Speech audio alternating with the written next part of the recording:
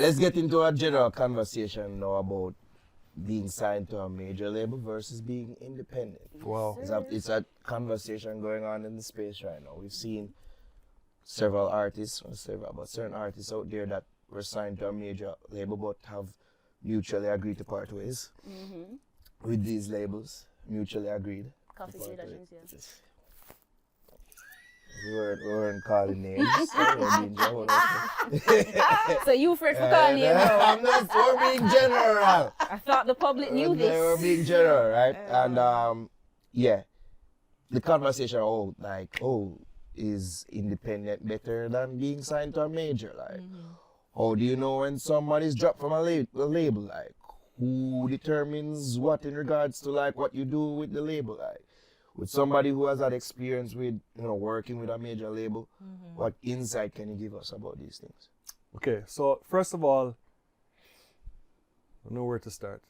Let me start with this independent thing. 99% of Jamaican artists are independent. Nobody's fighting down being independent. We're all independent. Yeah. It is a very small sliver of people who get the opportunity to be signed to a major label.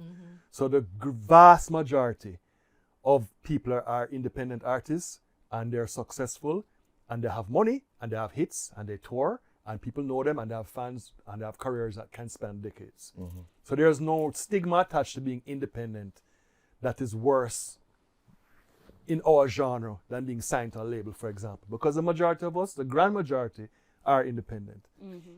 The very big difference between when an American artist, who you see on social media, or all of these kind of little channels talking about, yo, don't sign to the major, man, be independent and rate, is because they have one choice to be a star, which is to sign to a major label. It is the goal of every one of them to get signed because they cannot make it otherwise. Yeah. There's no facility for a small rapper in the US or R&B artist to be able to tour the world, to have the songs playing on big stations like Hot 97, to be doing big concerts and all this type of stuff and have massive fan bases in different continents without being signed to a major label. It does not happen. There's no independent R&B rapper guy that can reach that level. When I was away in Toronto and I came back to Jamaica, and a friend of mine who was an engineer and record producer, good friend of mine to this day, right? Drags, big up Drags, said this to me, I'll never forget it. When I came back to Jamaica and started making dancehall records, because I was over there DJing and trying with some Canadian rappers and something. He said to me, you don't realize how good you have it now you went back to Jamaica. I said, why? He says, when you go to Jamaica, you can sit and build a rhythm. You're not any big producer in the scheme of things in the world.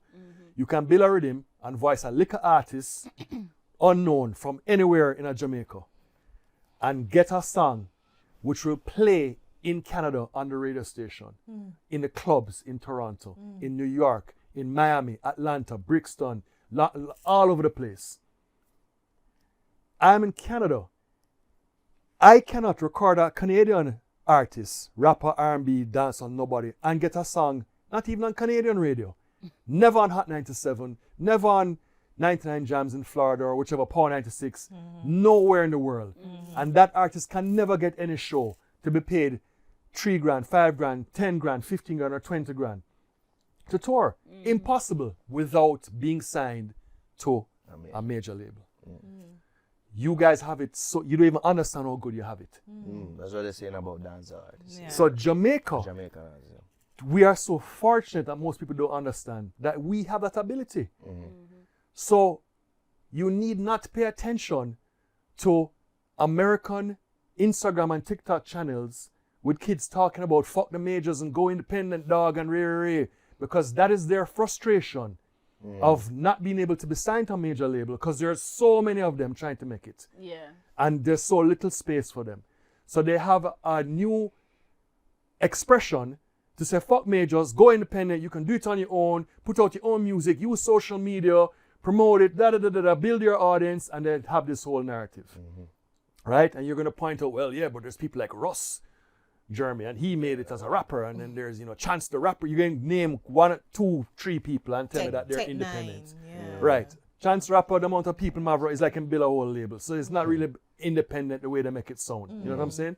But the point being is that we need not pay that any mind because we can sit on here and be independent. Same way, and we'd have the little man a book to show them and do our thing and voice of the producer them and do all the social media, and we will have a visa in 3 to 4 months provided we have a hit song, and we're on a plane and we're doing shows and we're doing festivals, and within 2 years you're doing shows for 10 and 15 and 20 and 30 grand and 40 grand, and you're in England and you're in Africa and Caribbean and Atlanta and Miami and New York and, you know what I mean, Connecticut and all of Toronto, everywhere. Successful. A North American act cannot duplicate that. They have to be signed to a major label. Right? So first of all, one. So we endorse being independent because we are independent, the grand majority of us, and we've had fantastic careers out of all of it. Right? So let's start there. Major label. When you get a record deal, you get signed and contracted for a number of albums. With options. It is not years. You're not signed for 2 years, not 5 years. You're signed for 2 albums. 3 albums, yeah. Right. So the way the deal will be structured is that you'll be signed for 2 album deal, 3 options. To renew. Correct. Which ties you up really for 5 albums. Because the idea is that, the idea used to be like, if we do 2 albums with you and grow you, you're not just going to be able to walk away and go to another label. As in the 2 album, them hit and connect. Yeah. Yes, and we pump money into it and we grow you and boss you. You So won't the just be next able to 3 say, albums. bye. So you can't come to us and say, can I have a 2 album deal and cut? It's like, no. I'll give you a 2 album deal with 3 options that we have to renew. The way the deals will be structured is that you'll have an advance budget to give to the artist in their hand, and you'll have a promotional budget to spend on the record, right? A guaranteed spend. So the contract will say, I'm signing you to a deal. Your first album, I'm going to give you, just call it random numbers, $100,000 cash advance, and we're going to commit to a $2 million spend on promotions for the record in the contract. So the $2 million will include music videos, radio, touring, photo shoots, stylists, publicists, PR, everything to do with the promotion of the record. Right. It's a budget that we'll have set forward so we can know. So when we're scheduling a project, we'll know that this is the first single, this is the next single, or this is the album. We're going to spend this here, there. Nowadays, it's a little bit different because you have social media, but you still have to spend. So you got to spend on the TikTok account. You have to spend on the bots to run up the numbers, on the YouTube. You're still spending, still budgeted. Okay. It escalates. So the first record, you'd say 100 grand, $2 million budget, for example. And then the deal was to how can collect back the money? Well, we're going to collect it off of, it was sales / streaming. This is our percentage that we're sharing with you. We're going to collect it off of 360 deals, which means that we'll get a percentage of your shows, right? That can be in the contract too as well. We're going to collect it off of any endorsement deals which you get, any license deals. We're going to collect it off of synchronization fees, which means putting your songs in movies or television. It was called synchronization because before you had sound in movies, you had silent movies, right? And then to add sound, you'd have to literally have the sound recorded on something else, and you'd have to synchronize the sound with the picture. That's why it's called a synchronization license. So it's still called that when you add music to a TV show or to a film, even though we're not manually syncing it anymore. That's why it's called a synchronization license. It's about marrying audio with visual content. We have to sync the 2 things together. Right? So that's what a synchronization license means. We have a movie, we want to use your song, we need 10 seconds of it in this one scene in the club where the guy goes in there and whatever. Right, that's a sync fee. Okay. And that's extremely lucrative.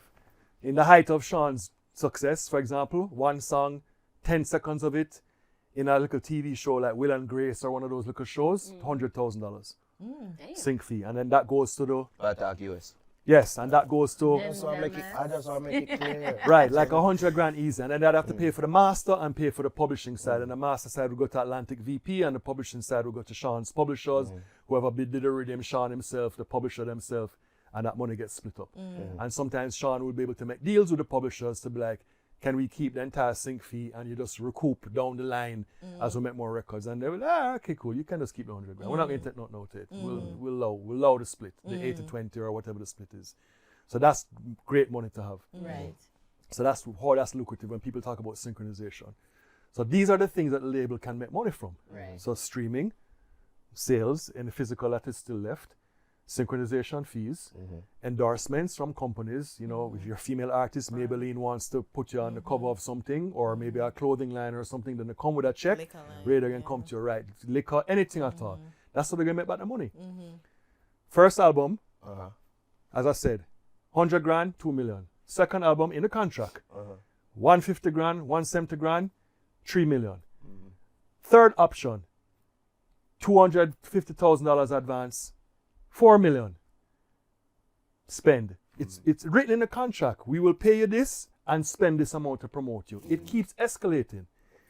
Now, if you do your 2 projects, right, and you don't meet a threshold that they've be able to recoup the money. They say, well, we gave this person 100 grand first, and then 150 grand. We spent 2 million on the first one. We spent 3 million. We're in the hole. We have not seen any of this come back. We've put you on tour. We've put you on collab records with all kind of big artists. You put you on late night shows. We've put you on late night TV shows. We've paid for you to be on Coachella and all the other shows, them Rolling Loud, whatever other shows that are out there. And I'm not throwing words at nobody. Don't bother start with the nonsense. I'm talking in generalities. Okay? It applies to any artist, right? And it could be anything. You're on playlists. All of those things. Get you on playlists on Spotify. You got to buy that. You have to pay for that. Regular radio, you have to pay for that.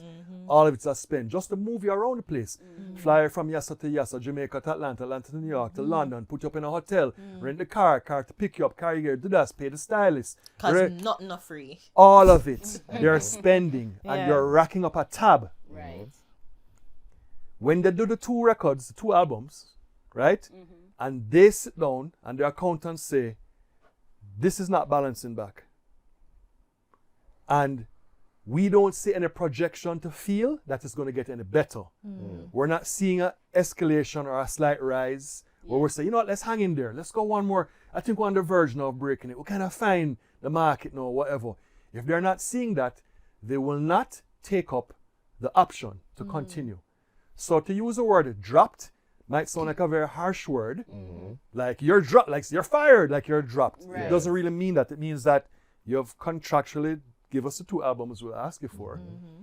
We're not going to take up the next option. So you are now free to go. So it's not that they mutually part ways. No, there's no mutually. Because mutually would feel like if you're a boyfriend and girlfriend, you want to break up and you say, listen, I think it's in our best interest. We're not really getting along. I don't want to stop you. I care about you. You should do your own thing. For real, all right? No animosity. No, be Love you. toxic and That's stay mutual. with me forever. That's mutual. And it's not, oh, I've decided to leave the label. No, you can't decide to leave nothing. You're in a contract. You don't get up and decide to leave anywhere. It never works that way. You will be sick and still in that contract and vex and they won't let you go. For whatever reason, you don't like the people in there. They'll be like, this artist earns money for us. We're not letting them go. So somebody else can sign them and make the money after all the work we put in? Hell fuck no. So to be clear, Jeremy, I want to ask pointed questions. What are the circumstances in which an artist can part ways with a label? There is no circumstance. The label has to release you. Okay. They either have to decide that we're not taking up the option, or you'd have to be so disagreeable and cause such a problem that they're going to say it's not worth the headache to continue with this person, even though they haven't fulfilled the obligation. And then again, still they would have to be saying, and we're still not making the money off of them, so it don't make no sense to go through the headache. Because they'll suffer the headache with somebody if the money is being made. They will 100% suffer the headache and be like, yeah, that's how they stay, they're difficult, whatever, they always cost us, whatever. But the shit's streaming, it's selling, the contracts are coming in, we're syncing the things. We got 2 movie things last week. We have 2 more TV things. We're making money. We're not letting them out of this. Stick up in, Jeremy. You've mentioned earlier in the conversation about the culture and what they look for from us. The culture. In your experience, from your experience, what is it like being signed to a label? Is it that they try to force ideas and creative control on projects, or is it that they allow the artists to take control of their creative vision and artistry? Okay, so first of all, most artists are not in control of no creative vision or no artistry. You give artists way too much credit that they're the people in control of anything. Okay. Let's just stick up in there. And it's just the way things function. It's not about a slight against artists. So everybody just relax, right? There are producers there who are making records for artists. I'm not talking about a man who's building a beat and you buy it off of YouTube. I'm talking about actual producers who labels are going to say, we need this artist to be in this direction. And you're the producer who's producing the goods for other people. Hired producers who are going to say, this is a sound. And this is what you should be singing. And this is what you want to do. There's writers who are there writing, who are going to and saying, we need a song for this person. They're this kind of artist. We need this kind of record. We like the stuff you've done with them. And they're writing songs for them. They're stylists. All of the people involved. It is not the artists themselves sitting down and saying, it's me. I want to write this song. I chose this beat. I chose this belt to wear with this hat to match this makeup to match whatever the fuck there. It's not the artist who is doing it. It is people who are been in the industry, who are professionals, who understand how to put these things together. When we had stylists come and work with Sean, they also work with Usher. They also work with other people. You could, after a while, it was like, hold on, they're the same jeans, Emma Van, and the same belt buckle. You could see cues of things, which I know because I said, this is hot now, this is working.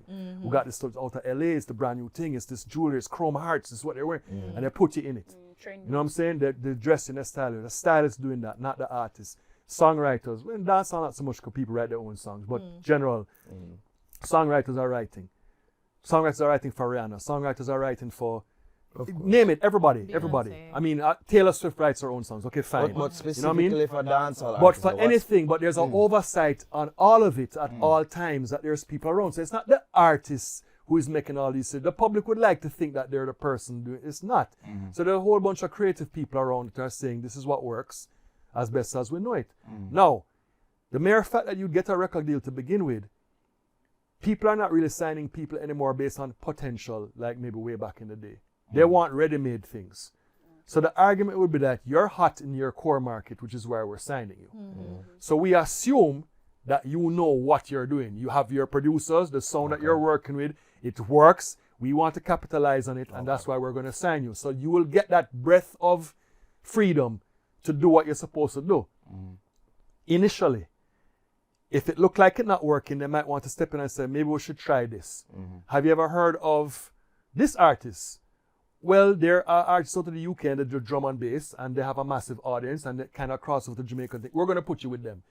Then you say the artist doing a song with, you know what I'm saying, whichever UK artist, for example. And you'll be like, oh, that's cool. That's a wicked collab. And Ray. That's when the label starts to step in and do those type of things. To say, let's try and expand your market and see if we can. So they'll make little plays and little moves like that. The video directors, by and large, video directors shop projects. When you see treatments and some music videos out there, they already have it that they want to shoot that video. It's like, who want to use this one? Exactly. So the same way producers shop beats, video directors shop treatments. That's what they're called. Yeah? I've experienced it firsthand. I've seen videos that came to us and we're like, nah, it doesn't work. And then 6 months later, I saw our next artist with it. And I'm like, it's the same, that's the same concept. That we saw the storyboards for it. That was the same thing. So, but of course, they're not going to tell you. They're going to say, this concept's just for you, man. I listened to the song. This is what I think should happen. I had you in mind. I dreamed it too. Why are people so light? And you see it even in the Jamaican music videos, you see it. Because you see like a wicked, by the way, the music video thing in Jamaica is off the fucking chain. I'm going to tell them that. The video man them, out there so, the videos are crazy. We're not going to deny that. The videos are amazing. The level of quality, the shots, the drone, camera, everything that they're doing, the editing, is brilliant. But when you see a lot of those videos, you say to yourself, they just wanted to make this video, you know. It never matter what the song is about. Because this video don't have nothing to do with the song. You understand? I gotta get this out. No, a bad piece of video, and you like the video bad, and I'm like, well, this video don't have nothing to do with the song though, because what is he talking about? And so you can see it even in the local productions the same way. Okay? So they do all of these things, and there are all of these people that are involved. So the major label is going to allow you to do your thing, because they sign you because it's your thing you do. But then they'll put you with the one collab here and the one there, and they'll put a bit of guidance. And if the project starts to go, they'll start to kind of more guide it. Because it's not really going anywhere where we're seeing anything working. And at that point in time, you're supposed to have this relationship with the label to understand that, okay, I'm in a marketplace. What is it that you need me to do to feel happy? I needed to have a radio record. I needed to have a hit, a top 40 record that can play everywhere. Can you make me a record like that? When they say top 40, Jeremy, explain. Top 40 record, Billboard, top 40 hit record, smash, radio.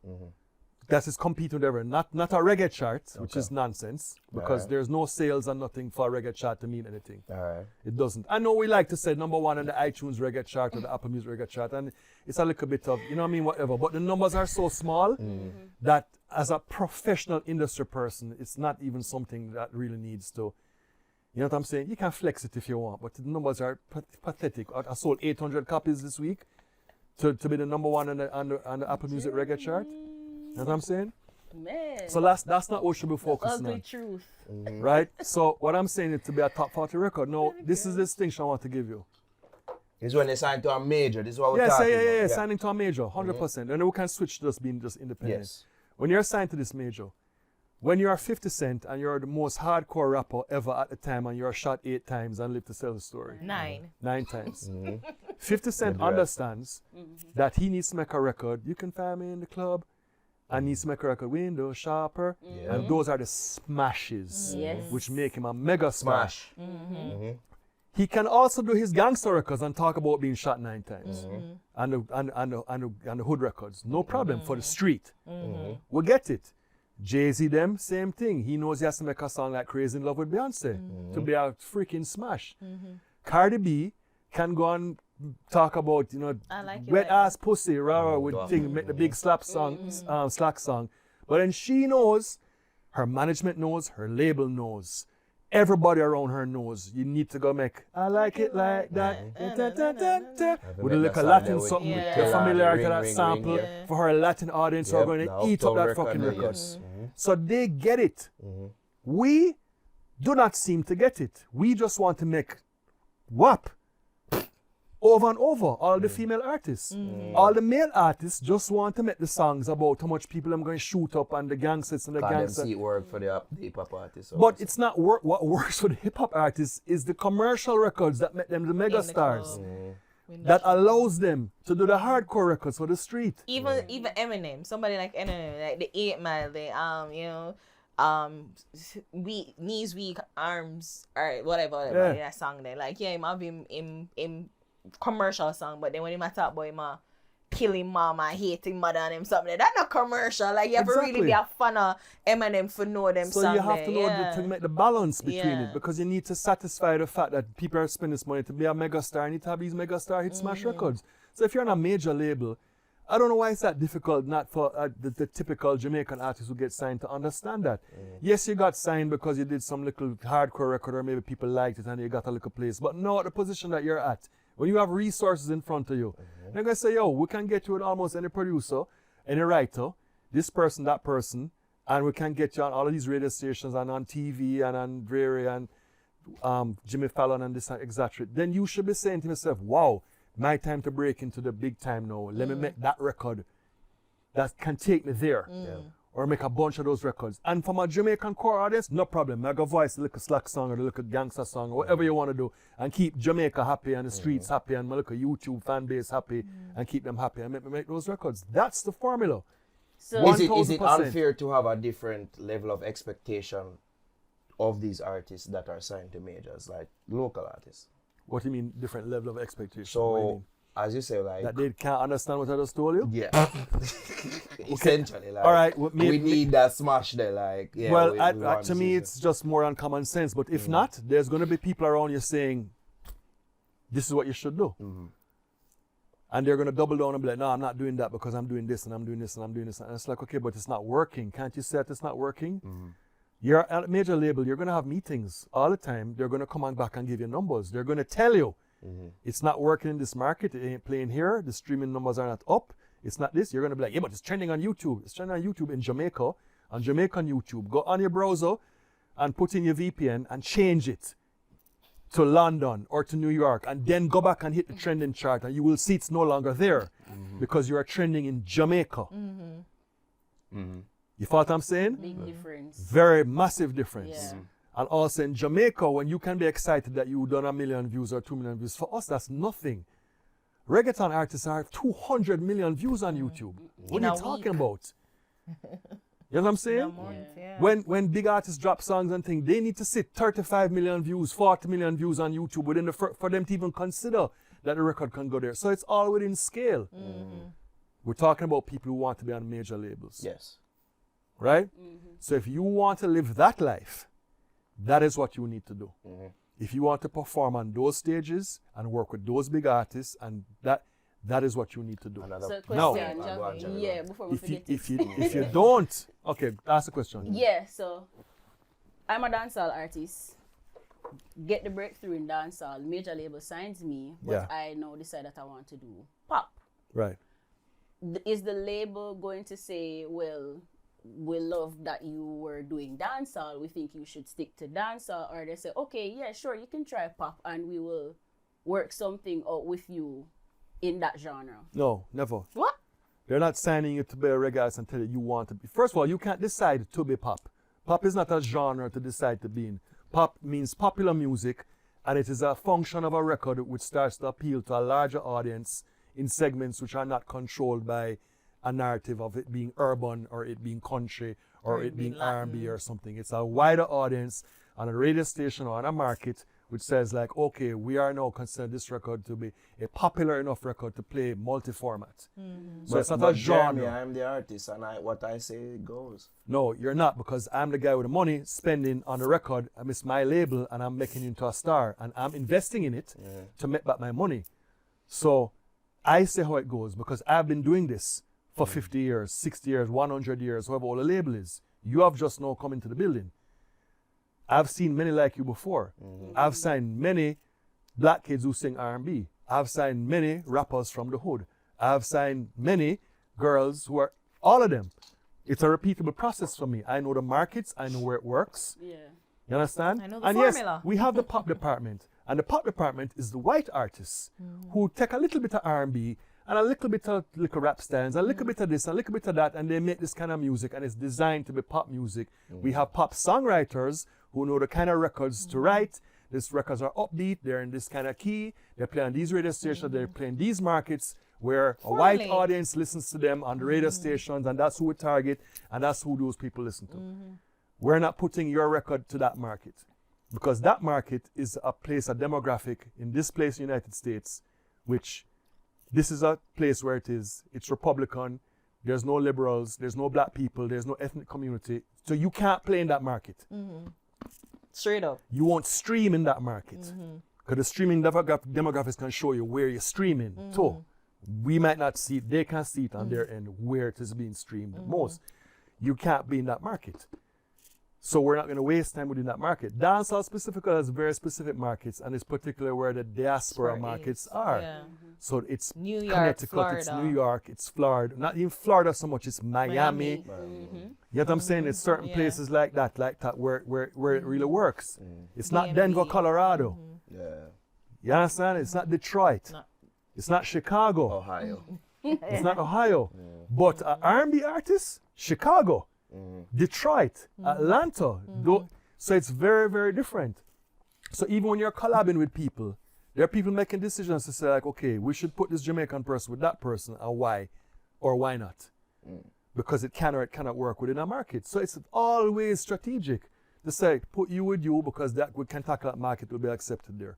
That record is never. So you don't get up and decide, I'm a pop artist. No, you can't decide you're a pop artist. First of all, you're black. So the only way you're going to be pop is if you're a megastar like Rihanna or somebody that you can go into this outside of being urban and being pop. Michael Jackson, of course. Exactly. So that's where it goes. And when he first started, it was R&B. It was R&B R&B and disco. playing on rhythmic radio, they used to Yes, call yes. it, and those places. You know what I'm saying? You don't get to pop. So you just don't get up and decide that. Number one. And number two, as he said, yes, that's what I signed you for. I signed you to play defense. Well, I want to be a striker.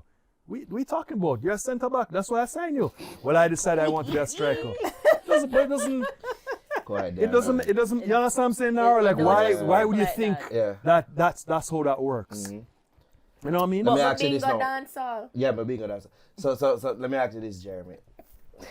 And I was going to be so calm. Yeah. Listen to myself, I'm gonna be calm. No, go on, listen.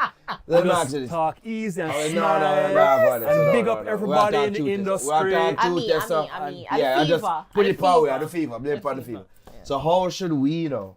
How should the general public look at these quote unquote releases now? Should we look at them as them flop failures, or this is a good thing? They're independent now.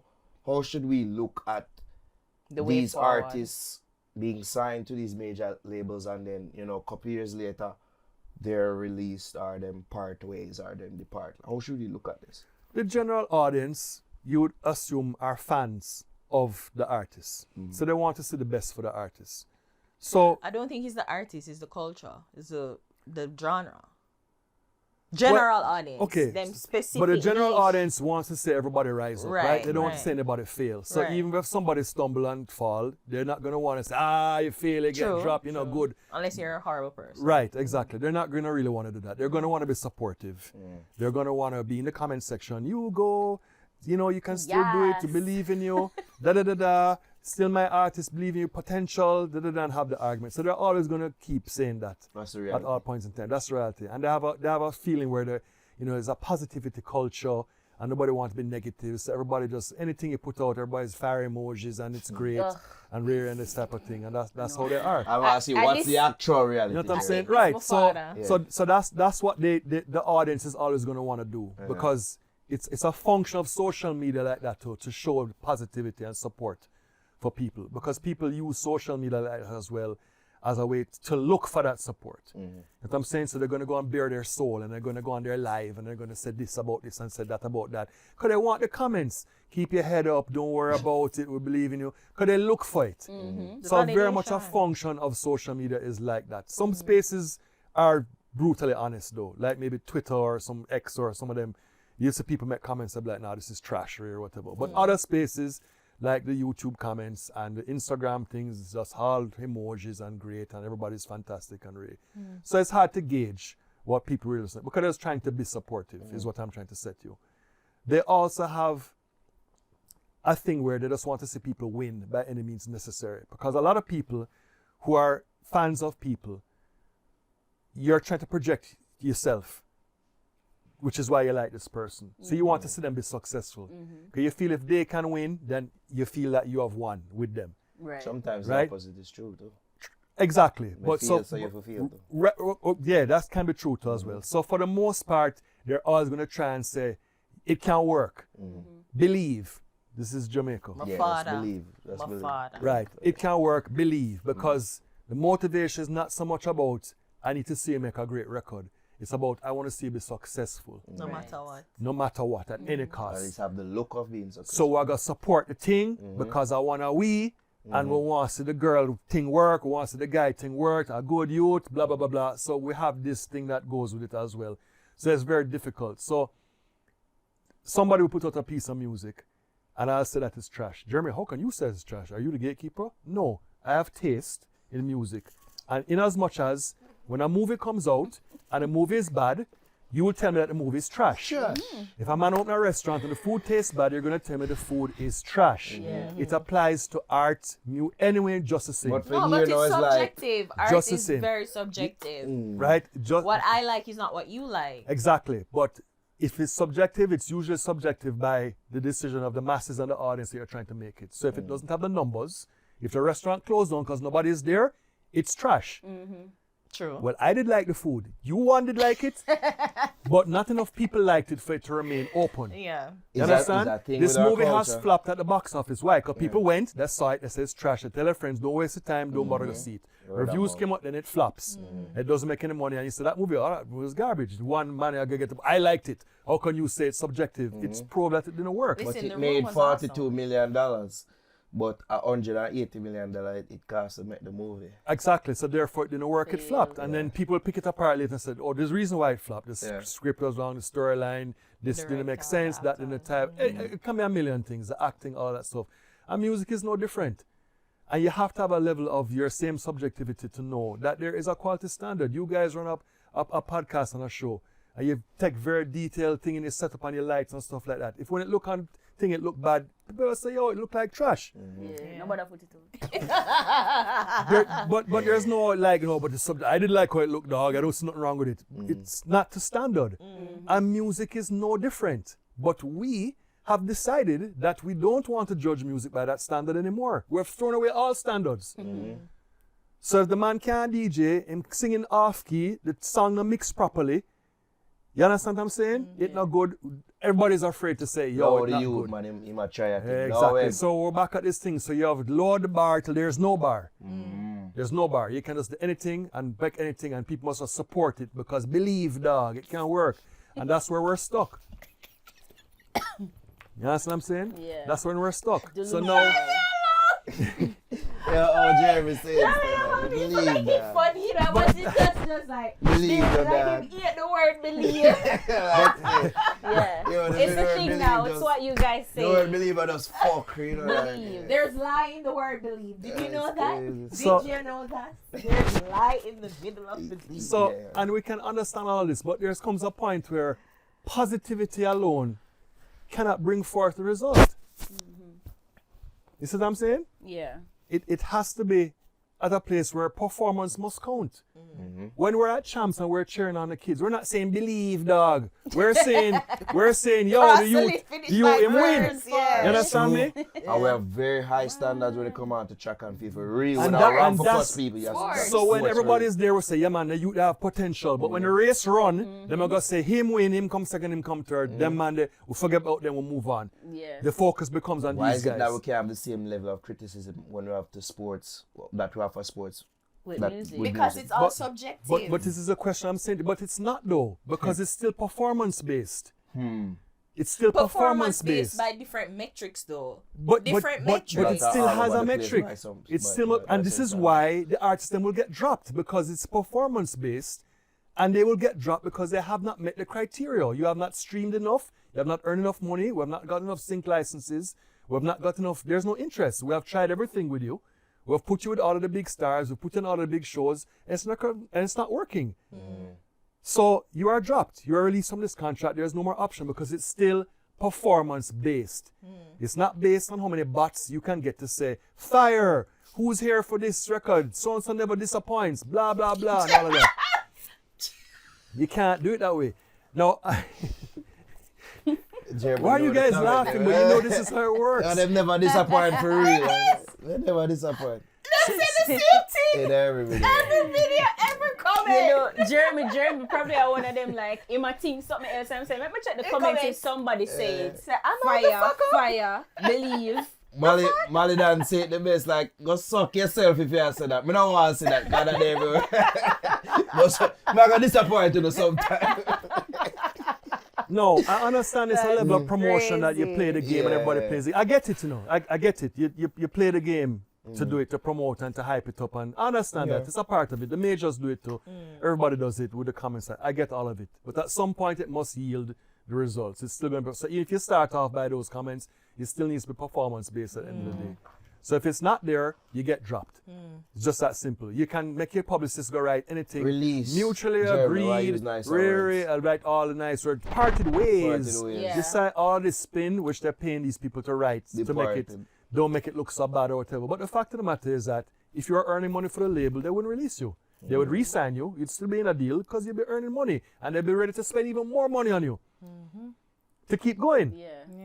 Right? To use a Jeremy- food option, KFC don't Oh, God, of course. stop sell the cookie. If the cookie did not sell, it would have still have the cookie. Exactly. Of course, I get it. Exactly. And there's other things which they've brought to KFC in Jamaica that don't work, and it Yeah. comes off of the menu. Yeah. Curry chicken. Yeah. Curry chicken. Fuck. Right. Yes, Yeah. fuck, right. Yes, I just- Yeah, I was gonna say, but Jeremy, I feel out of place at this record label. Yeah. Like, They don't understand They me. don't understand me. They're not doing their job. They don't get the Jamaican market. They don't get the dancehall market. It's possible. It's possible, but it still ends up in being its non-performance. And if you can't convince them otherwise how to make it so it might want to work, then yes, they're going to release you from the contract. When they're happy or satisfied that you're not performing, it's not mutually agreed. It's going to be like, you're going to do these 2 records regardless because we have already spent the money for this on the budget. So we need to see it turn over. We need to strike this off of the books. We need to write it off.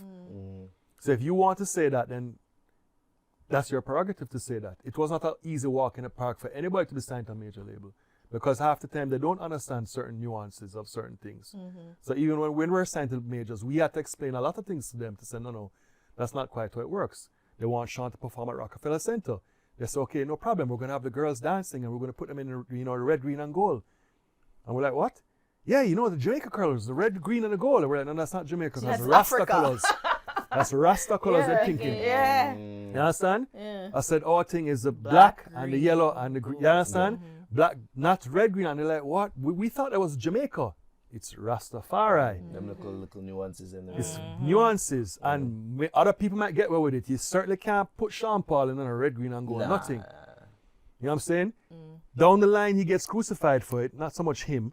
But when he makes his video with Gwen Stefani, the last one they put out, and she was with all the red, green, and gold, something them. And the internet had a field day. Yeah. Culture vulture, they fuck killed her. You say, but nobody would have been there to say, Gwen, I know you're trying to big up the reggae thing and the Jamaica thing, but you said, this Rastas, It's sacrilegious what this you're what you're doing. doing right now, for you, Yeah. let's not go You there. don't get it. You have a naked man dancing in your video. You Bonafire. can't. This is gonna be too much. The audience, especially nowadays with this, cancel culture, people and all, they're gonna be like, what is this white girl doing wearing all of this Rasta thing in this Sean Paul video? First of all, I have a problem with Sean, whether he's black and white, Portuguese, Spanish, from Jamaica or not. The worst I got to that should have been an immediate red flag when you're doing that music. When she show up, people should be like, she's not dressing like that. There's no way. You know what I mean? So it ends up killing the record before the record can even go somewhere. It was a good song. But I'm just saying, so there are tells and little things like that that major labels might not understand. Marketing stuff. They want to do some video one time with Sean and they want to have steel pans. And I'm like, we need steel Trinidad. pans. What? And they don't get it. But to them, they think it's one. So we have to make little... Yeah. So that does happen. Yeah, of course it can definitely happen. You know what I'm saying? So you do have to kind of guide them in a certain way to be like, well, this is my brand. But you see, the problem is that these artists that we're talking about, They don't even know either. no, but they're not displaying about trying to protect their Jamaican culture. They're they're not happily trying to fit going in. along to be Yeah. look like Americans. Yep. They're making records and they're rapping and they're talking about, and you're like, what are you doing? So they're just there like, yeah, if it can work for this rapper, it can work for me. And then it's like, You know what I mean? it's not, it's, yeah, the language, everything is like, but it's not going to work for you. You are here because of what you did, which was singularly Jamaican, which you should be proud of, Absolutely. which you should be riding forever with to get to where you want to go. Once you abandon it now, because in your head you're thinking this Jamaican thing not going nowhere. If I do rap, I can go somewhere. If I try and do hip hop, I can do somewhere, I go try and do that. You fail. Yeah. But with I have that the being said- Jamaican aesthetics in my music videos and visuals. But culturally, but you keep saying that. But Spotify doesn't have videos. So, and that's where it counts when people are streaming records. So you focusing so much on the visual thing and the social media. That's all fine and good. But at the end of the record comes like, yeah, we don't make money off of YouTube though. We make money off of Spotify and streaming and Apple Music. We need people to stream these records. We make money off of these records being synced in TV shows and in movies. We need people to call us and be like, yo, your artist is hot. We have a club scene. It's the baddest record right now. We need to put it in the scene, in the show and in the movie because it's going to be current. People are going to love it. How much that going to cost? That's the cause you want to get. You're not worried about, well, I did this TikTok post and look how many follow. And I got 1 million views on TikTok. It's good. You need to do it to promote the thing, but you need to promote something which is going to promote to something, to go somewhere. to make You money. guys saw the earning. Met Gala stuff? Yeah. Yes. You saw Andre 3000 with his big piano on his Yeah, back? yeah, yeah. I started like, what is this madman doing? What is wrong with Andre Then him 3000? release a The week. next day, pianos, The same sketches, day. whatever, the same day. And I was like, oh, it's stroke of brilliance. All the time he does that. Met Yes. Gala, the perfect place for him to do that. And people say, what is this man What doing is he with a doing? fucking piano? But then you realize he has this project. Yeah. And so now people are interested in the project. You're like, oh, that's what. And now they're going to go, they're going to stream it. They're going to, you know what I mean? Andre 3000, after he made his flute album, then they might make the piano one. We don't know if he's ever going to make a rap album again, but he's working the thing with the promotion. Our artists, them just out there doing things, there's no music to promote. They just a run off their mouth. Just a chat up, just in a clothes and just doing things and just doing all kind of things. And that's the lifestyle, my father. Right, exactly. I'm talking to And- this and there- person. and there's no you don't music. know what I'm talking about, but hey, I'm Yeah. And there's mingling no with these music and not people. promoting nothing. You know what I'm saying? And you're like, okay, I don't understand what you're doing. You want to be popular and thing, but you're not selling anything because this doesn't earn money for anybody involved in what you're doing. And even if you're independent, Naro, you have to pay people to do Yes. thing for you. Absolutely. So the Out of minute pocket. you decide that you're independent, you're happy to be independent, and you're my label and rare, forget that. They didn't understand my Freedom. music, freedom. Yeah. Right. Same thing happens. Okay, good. Producer, I want a beat. All right, that's going to cost 5,000 US. But I thought me and you were friends. Yeah, but that label used to pay me that, so I need. Oh, okay. Engineer, I need to mix this song. Okay, that's going to cost you $2,000. But you're my boy. We work all the while. You always record my stuff. Say, but the label's been paying me. I ain't not give me no pussy, so. Wow. You know what I mean? So the cons basically outweigh the pros when it comes on to being an independent artist. Like, can it work? To being an independent artist and still expect the same trappings of a major label artist. Yeah. Once again, I said 99% of us are being here as independents. At the level that we can be independents, we can still manage. A regular dancehall artist can still do their shows. Them can still have the person who booked the shows for them. Them can still have one social media person that them hire to do their posts for them and put up their things. They can still have people around them, a manager who they pay, a DJ come on the road, but it's within the level. They understand that I'm doing a show, I get 10 grand US a show. So I can only afford to pay this man $500 a month to do the social media. It's US. not all doom and gloom, it's just about understanding how to Yes, work. I can that still afford. space. This is the level of things which I can afford. And that publicist that them can pay for the $500 can maybe do the local thing, maybe get a one shade room thing, but then it stops. They can't go further than that into bigger levels because they don't have the reach, because they're not that level person. But you don't set your thing to a different place. Your booking agent's the same thing. Can you get me on the St. Kitts Kite Festival, for example? Sure, no problem. Can you get me on Coachella? No. We can't do Coachella. No. We're not that level. You are not that level. We are not that level. It can't work. So everything must adjust and settle back to a level.